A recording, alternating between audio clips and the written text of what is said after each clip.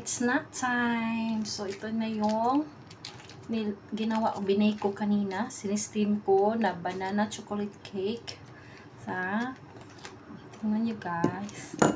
Kung gaano siya kalambot. Buksan ko. Ayan, hatiin natin yan. Diba? Yan yung banana chocolate cake. Yummy. Tama lang yung tamis niya. See? At syempre yung dahil sobrang init, hindi ako magko-coffee ngayon. So, I still have chew banana. Kaya, nilagyan ko rin siya ng chocolate at saka milk. Soya milk at saka may chocolate din siya.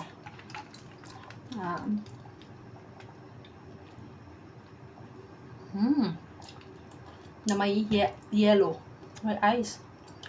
Tapos may chocolate. Di ba? Pag may tiyaga tayong magluto, dapat may kakainin. Diba? Tiyaga lang magluto, mag-bake. Pag may time. Pag hindi tinatamad. Kasi siyempre, minsan kasi, magluto. Diba? Kasi it takes time. Nakakaubos talaga ng oras pag magluluto. Pero minsan, pag gusto mo talagang magluluto, luto tayo.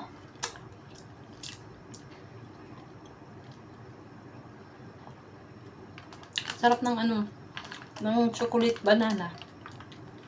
Siyempre, made by your own.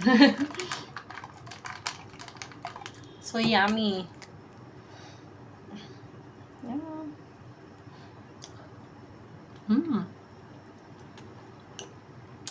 Tama lang yung yung tamis at saka tapos with chocolate sa top.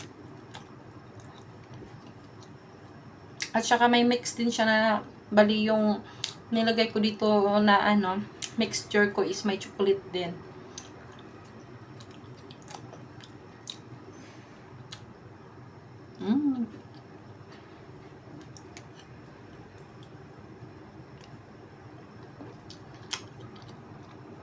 Bye for now.